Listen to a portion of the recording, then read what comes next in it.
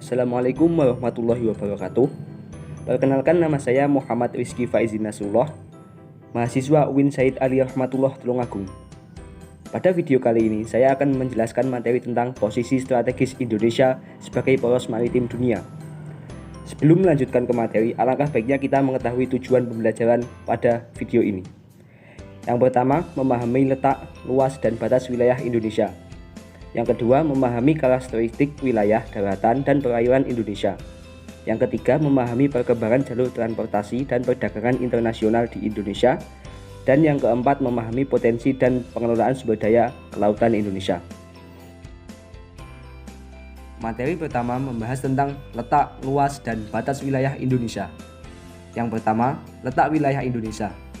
Letak wilayah Indonesia dapat dilihat dari sudut pandang astronomis, geologis, dan geografis.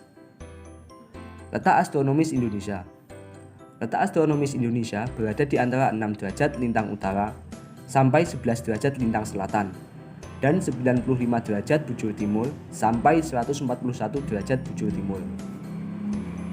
Letak geografis Indonesia. Indonesia terletak di antara dua benua, yaitu benua Asia dan benua Australia, serta di antara dua samudra, yaitu Samudra Hindia dan Samudra Pasifik. Letak geologis Indonesia. Indonesia terletak di antara pertemuan dua lempeng benua, yaitu lempeng Eurasia dan lempeng Indo-Australia, dan satu lempeng samudra, yaitu lempeng Samudra Pasifik. Yang kedua, luas wilayah Indonesia. Luas daratan Indonesia menurut Badan Pusat Statistik pada tahun 2015 sebesar 1.913.578 km persegi. Dan luas perairan Indonesia menurut Badan Informasi Geospasial pada tahun 2015 sebesar 6.315.222 km persegi. Yang ketiga, batas wilayah Indonesia. Wilayah Indonesia di bagian barat berbatasan dengan India, bagian utara berbatasan dengan Malaysia, bagian timur berbatasan dengan Papua Nugini, bagian selatan Timor Leste dan Australia. Batas laut Indonesia. Batas laut Indonesia berdasarkan United Nations Convention of the Law of the Sea. Batas udara Indonesia. Batas wilayah udara mengikuti batas kedaulatan negara di darat dan di laut, dan batasannya dengan angkasa luar ditetapkan berdasarkan perkembangan hukum internasional. B. Karakteristik wilayah daratan dan perairan Indonesia. Karakteristik daratan. Penampakan fisik yang utama adalah pegunungan. Indonesia menjadi titik temu dua rangkaian pegunungan muda di dunia. Karakteristik perairan. Wilayah perairan Indonesia terdiri dari perairan darat dan perairan laut. Perairan darat. Sungai adalah aliran air yang berada di wilayah daratan. Indonesia memiliki sekitar 5.590 sungai yang terdata. Aliran sungai di Indonesia sangat bervariasi karena distribusi hujan yang berpola musiman dan kondisi geologis setiap daerah yang berbeda-beda. Perairan darat. Danau adalah genangan air yang luas di tengah daratan. Indonesia memiliki sekitar 840 danau besar, 735 danau kecil, dan 162 waduk. Berdasarkan proses terjadinya, danau di Indonesia dapat dikelompokkan ke dalam 4 kategori, yaitu danau tektonik, danau vulkanik, danau tektovulkanik, dan danau karst. Perairan laut. Letak geografis Indonesia berada di antara dua lautan luas, yaitu Samudra Hindia dan Samudra Pasifik. Hal tersebut menyebabkan luas perairan Indonesia mencapai 6.315.222 km persegi atau sekitar 75% dari total luas Indonesia. Karakteristik laut Indonesia. Indonesia mempunyai karakteristik laut yang khas. Karakteristik laut tersebut adalah sebagai berikut. Yang pertama, laut terbuka, laut setengah tertutup, dan laut tertutup. Faktor yang mempengaruhi kondisi laut Indonesia. Kondisi kedalaman Laut Nusantara secara umum dipengaruhi oleh dua paparan benua, yang besar, yaitu paparan Sunda dan paparan Sahul. Kondisi laut Indonesia juga dipengaruhi oleh dinamika pasang surut. Dinamika pasang surut sangat dipengaruhi oleh periodisitas bulan, matahari, dan efek rotasi bumi. Ada 4 tipe pasang surut air laut. Yang pertama, pasang surut harian tunggal. Yang kedua, pasang surut harian ganda. Yang ketiga, pasang surut campuran condong ke harian tunggal. Dan yang keempat, pasang surut campuran condong ke ganda. Sumber daya hayati laut Indonesia. Sebagai contoh, padang lamun, terumbu karang, dan hutan mangrove. Ekoregion laut Indonesia. Ekoregion laut adalah wilayah perairan laut dengan komposisi spesies yang relatif homogen dan berada dengan wilayah yang berdekatan. Indonesia memiliki 18 ekoregion laut, termasuk samudra, selat, dan laut. Materi selanjutnya, perkembangan jalur transportasi dan perdagangan internasional di Indonesia. Indonesia merupakan negara maritim. Hal ini merupakan salah satu identitas bangsa ini.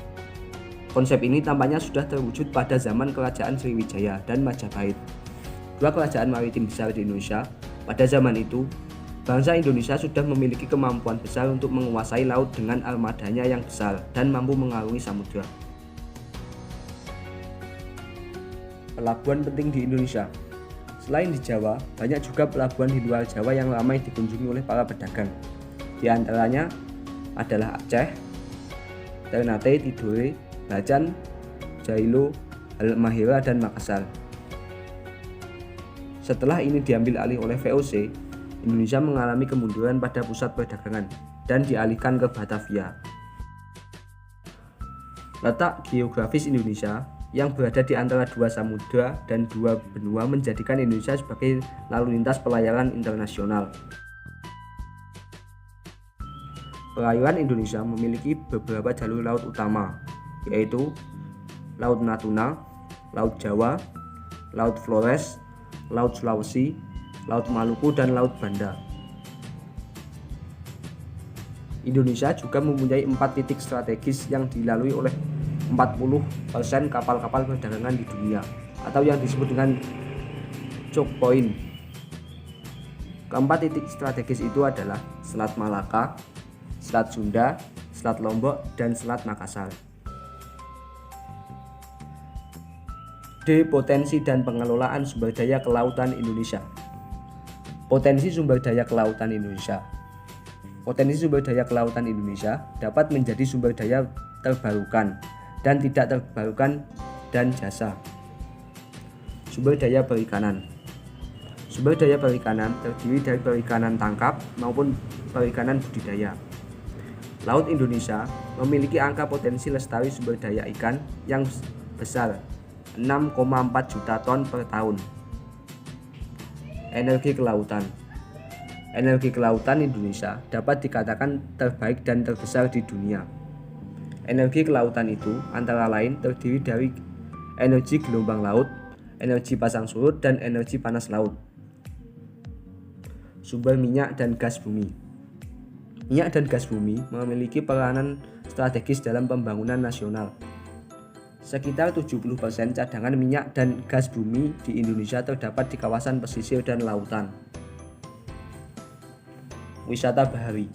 Wisata bahari antara lain mencakup kegiatan seperti rekreasi, perahu, marina, kapal pesiar, olahraga air, sejarah maritim, pendidikan, dan terkait dengan komponen berbasis tanah seperti hotel, resort, dan restoran. Jasa angkutan laut. Jasa angkutan laut adalah setiap kegiatan pemindahan orang atau barang dari suatu tempat ke tempat lain dengan menggunakan kapal dari satu pelabuhan ke pelabuhan lain dengan dipungut bayaran. Alur Laut Kepulauan Indonesia atau ALKI. Alur Laut Kepulauan Indonesia dapat dipergunakan sebagai jalur laut yang memungkinkan kapal-kapal asing untuk berlayar melalui sea lanes dengan cara normal. Bagi kapal selam yang berlayar di bawah air dan hak terbang bagi kapal terbang yang bukan kapal terbang sipil. Pengelolaan sumber daya kelautan Indonesia. Pengelolaan sumber daya kelautan Indonesia dapat dilakukan antara lain dengan hal berikut. Yang pertama, mengelola sumber daya perikanan. Yang kedua, mensosialisasikan energi kelautan. Dan yang ketiga, meningkatkan produksi minyak dan gas.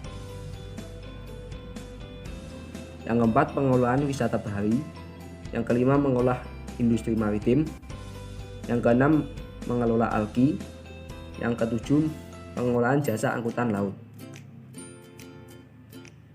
Posisi strategis Indonesia sebagai poros maritim dunia. Ada 5 pilar utama yang menjadikan Indonesia sebagai poros maritim dunia, yaitu sebagai berikut.